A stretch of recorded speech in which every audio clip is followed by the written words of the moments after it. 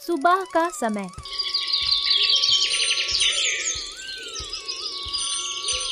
गप्पू खटिया पर लेटा हुआ है और पैर हिला रहा है।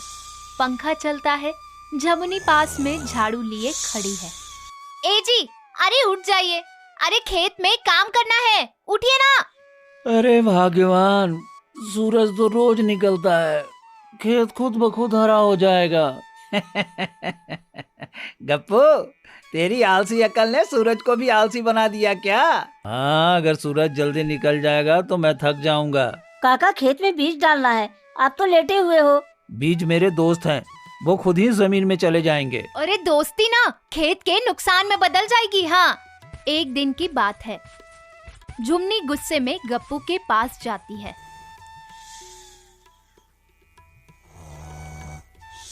अरे उठिए ना जी, अरे सुन रहे हैं, बीज बोने खेत नहीं जाना है क्या? बीज? हाँ हाँ बीज। वो तो पिछले महीने ही बोई थी। ओहो, पिछले महीने बोई नहीं थी, अरे कटी थी। इतना भी याद नहीं रहता आपको? जुमने जब फसल काट ही ली तो फिर क्यों उठा रही हो? हे भगवान, फसल बोने के लिए उठा रही हूँ। अभी तुमने ही तो कहा बोई हुई फसल काट ली है हमने, तो फिर अब क्यों जाना? अरे फसल नहीं बोनी है क्या, या भूखे मरना है? अरे तो ऐसा कहो ना, फसल बोनी है। पता नहीं आज कहाँ से सूरज निकल गया, जो पहली बार में किसी बात पे हामी भरी है। गप्पू और झुमनी रास्ते में चलते हैं। गप्पू झुमनी से कहता है, बीज आज ही बोना जरूरी है क्या? कल बो देते हैं, आज बहुत नींद आ रही है। अरे नाटक मत करो, यही बोल बोल कर एक महीने से खेत खाली पड़ा है। महावीर काका को देखो, जब फसल कटी थी उसके दूसरे दिन ही बो लिया। अब देखो कैसे हरियाली छाई है उनके खेत में, और एक आप हो जो बीज बोने जा ही नहीं रहे हो। चुपचाप से चलो। गप्पू और झुमनी दोनों खेत पहुंचते हैं, जहां जमीन पूरी सूखी पड़ी थी। झुमनी बीज का बोरा गप्पू के हाथ में देकर चली जाती है। वहीं पास में कुछ बच्चे खेल रहे थे। गप्पू उन बच्चों को बुलाता है। बच्चों, क्या कर रहे हो तुम लोग? हम खेल रहे हैं। एक खेल मैं भी जानता हूँ। खेल? और आप? तो क्या मैं भी तुम लोगों की तरह बच्चा ही था? खेल क्या है? मेरे थैले में बहुत सारे बीज हैं। क्या तुम अपनी पूरी ताकत लगाकर इसे बीच में फेंक सकते हो? हाँ, क्यों नहीं? लेकिन मेरी एक शर्त है, बीज खेत से बाहर नहीं फेंकना है। ठीक है? गप्पू काका, देखो मेरा बीज कितनी दूर गया है। तुमसे ज्यादा दूर तो मैंने जो बीज फेंका है वो गया है। सबसे दूर मेरा बीज गया है। तुम लोग इसी तरह पूरे बीज मेरे खेत के चारों तरफ फेंक दो। वो रहा बीज का बोरा, मैं थोड़ा पेड़ की छांव में आराम कर लेता हूँ। गप्पू बच्चों को काम पर लगाकर खुद आराम फरमाने लगता है।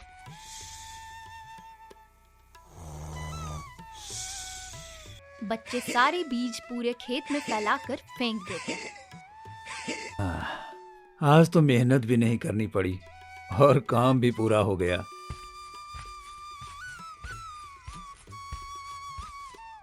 अरे इतनी जल्दी कैसे आ गए? खेत में बीज नहीं बोए क्या? हाँ, वो तो मैं कब का कर दिया। इतनी जल्दी कैसे? गप्पू ने सारी बात झुमनी को बता दी। अरे रे रे रे, आप इतनी आलस क्यों दिखाते हो? अरे आपको नहीं पता कि जहाँ तहाँ बीज फेंक देने से फसल होती है क्या? हाँ, पता तो है मुझे, लेकिन मैंने सोचा एक बार ऐसे भी कोशिश करके देखूं, शायद फसल और अच्छी हो जाए। ऐसा कभी हुआ है क्या जो इस बार होगा? किसी ने पहले कभी ऐसा किया है क्या? हाँ? देखते हैं, हो सकता है ऐसा हो जाए। अरे मैं कुछ नहीं जानती, जाइए बीजों को अच्छी तरह बो कर आइए बस। अरे ये तो महंगा पड़ गया मेरे ऊपर। अब तो बच्चों को पहले खोजना होगा, फिर उन्हें अच्छे से बोना होगा। गप्पू वापस खेत की ओर जाता है, लेकिन उसके दिमाग में अभी भी कुछ चल रहा था।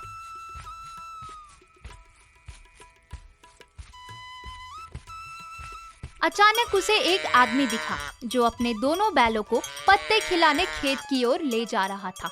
अरे भाई, इन बैलों को कहाँ ले जा रहे हो? भाई, पास के खेत ले जा रहा हूँ, इन्हें बहुत भूख लगी है। मैं तुम्हें इन बैलों के लिए खाना यहीं देता हूँ, बदले में तुम मेरा एक काम कर दो भाई। क्या? इन बैलों से मेरे खेत में हल चला दो, मेरे खेत की बुआई भी हो जाएगी और तुम्हारे बैलों को दूर जाकर खाना खोजने की जरूरत भी नहीं पड़ेगी। ठीक है, मुझे मंजूर है।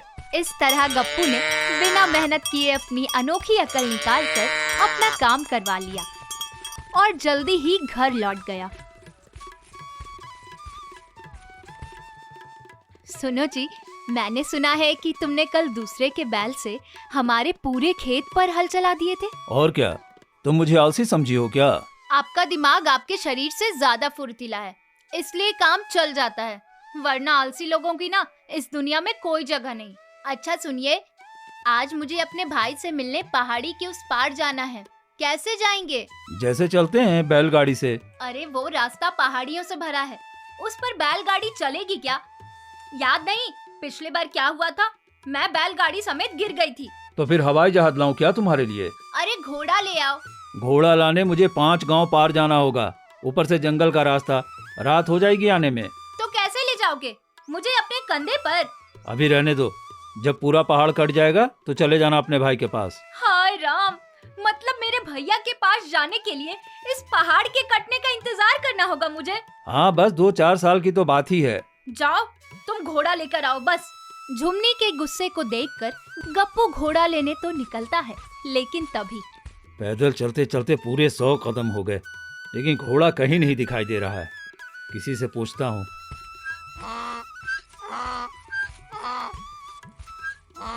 भाई साहब, ये घोड़ा कहाँ मिलेगा?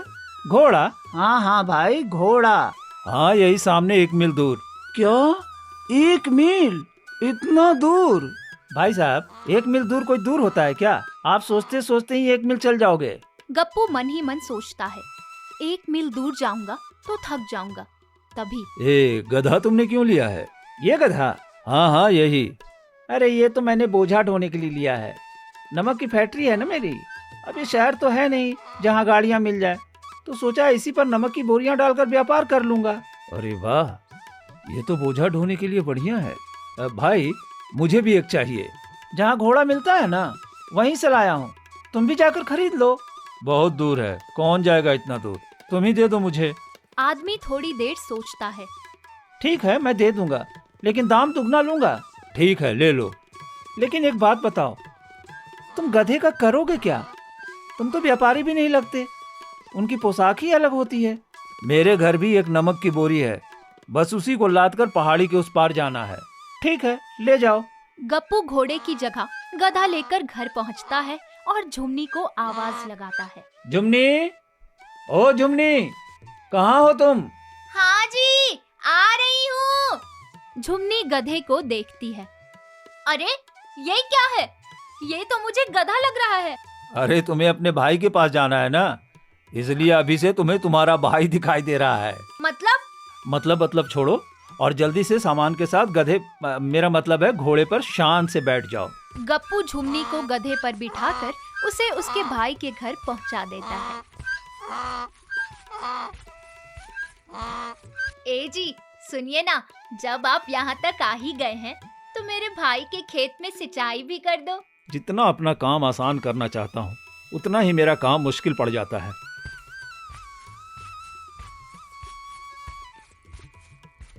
अरे जीजा जी, क्या बात है?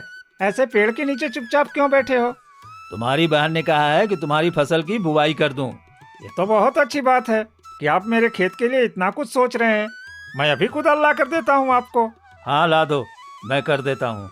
गप्पू का खुद के काम में मन नहीं लगता था, वो दूसरों का काम कैसे करेगा? जीजा, लो कुदाल।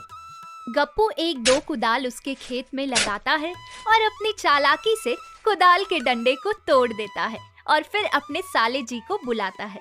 साले साहब, आपकी कुदाल तो टूट गई, अब इससे कैसे काम होगा? लगता है बड़ा कमजोर डंडा था। इतना मजबूत डंडा इतनी आसानी से कैसे टूट गया? अरे अब टूट गया तो टूट गया, इसमें इतना सोचना क्या है? दूसरी कुदाल है? नहीं, अब तो शहर जाकर कल ही लाना होगा। हाँ हाँ, कल लेते आना।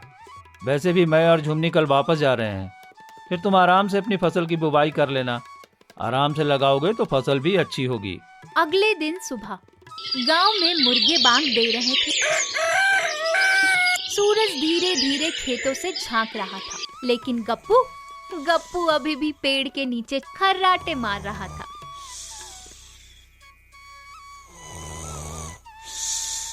अरे अरे गप्पू जी, उठो भी।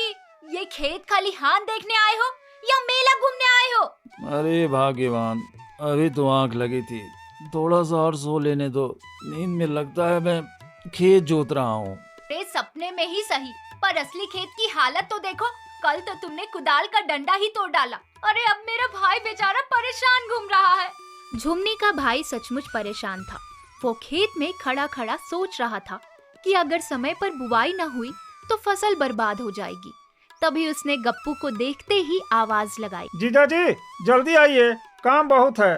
ए भगवान, ये जीजा शब्द सुनने में तो बहुत मीठा है, लेकिन इसके पीछे मजदूरी की किताब छुपी रहती है। गप्पू काम से बचने के लिए हमेशा नई चाल ढूंढता रहता था।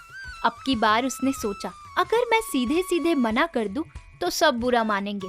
क्यों ना कुछ ऐसा किया जाए कि लोग खुद ही मुझे काम से हटा दे।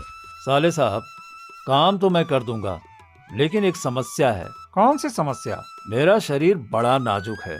ज्यादा मेहनत करूं तो पसीना निकलता है, और पसीना निकला तो बुखार चढ़ जाता है। बुखार चढ़ा तो डॉक्टर बुलाना पड़ेगा, और डॉक्टर बुलाया तो खर्चा बढ़ जाएगा। अरे ये कैसी गिनती है?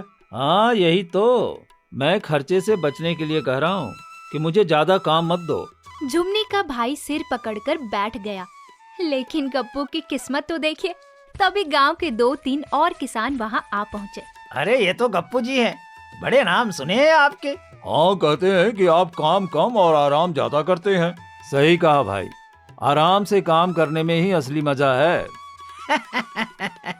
तो फिर हमारे खेत में भी जरा हाथ बटा दो, देखते हैं आपका आराम वाला तरीका। अरे बाप रे, ये तो पूरे गांव के खेत मेरे सिर पर चढ़ा देंगे।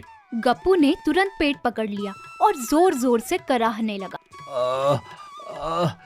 अरे उफ, ओ मेरा पेट, लगता है कुदाल उठाने से मेरा पित्त बिगड़ गया।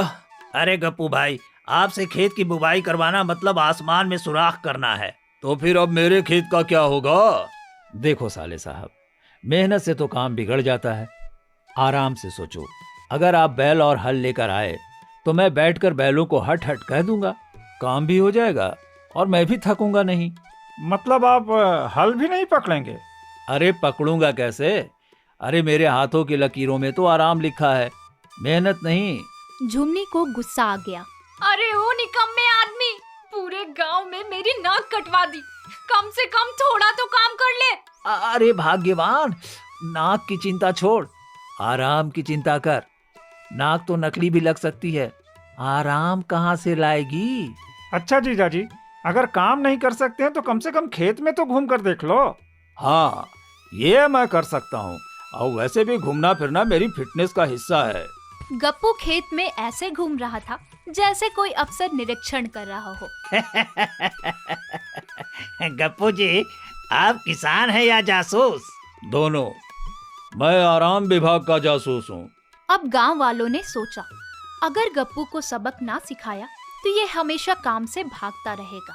उन्होंने आपस में मिलकर एक चाल चली। गप्पू भाई, हमें पता चला है कि हमारे खेत में कोई खजाना दबा है, लेकिन उसे वही निकाल सकता है जो मेहनत से खुदाई करे। खजाना? हाँ, सोना चांदी सिक्के सब कुछ। अरे खजाने की बात पहले क्यों नहीं बताई? मैं तो मेहनत का बादशाह हूँ, देखो कैसे खुदाई करता हूँ। गप्पू ने जोर जोर से खुदाई शुरू की। पसीना टपक रहा था, हाथ कांप रहे थे, लेकिन खजाने की लालच ने उसे सब भुला दिया। अरे ये तो वही आदमी है जो अभी कह रहा था पसीना आने से बुखार चढ़ जाता है। वाह गप्पू जी, क्या जोरदार मेहनत है। बस थोड़ा सा और, खजाना यही होगा। घंटे भर खुदाई करने के बाद गप्पू का हाल बेहाल हो गया और जमीन से निकला क्या, बस एक पुराना मटका जिसमें थे सूखे चने। अरे ये कैसा खजाना है? यही असली खजाना है, मेहनत का स्वाद। सब जोर जोर से हंसने लगे। गप्पू मुंह लटकाकर बैठ गया। देखा गप्पू जी, जब खजाना दिखा तो मेहनत करने लगे, वरना हमेशा आराम की बात करते हो। जीजा जी, असली सोना तो मेहनत से ही मिलता है। हाँ, समझ गया, लेकिन अगली बार खजाना असली हो तो बताना। गप्पू ने ठान लिया कि अब आराम और मेहनत दोनों का संतुलन बनाएगा, लेकिन अगले ही दिन उसने फिर ऐलान कर दिया। गांव वालों, मैंने फैसला किया है, अब से मैं दिन में आधा घंटा मेहनत करूंगा और बाकी समय आराम। यही तुम्हारे लिए सबसे बड़ा खजाना है। आधा घंटे काम और 24 घंटे आराम। सब हंसते हंसते लोटपोट हो गए और गप्पू अपनी आलसी कॉमिक आदतों के साथ गांव का सबसे मजेदार किस्सा बन गया।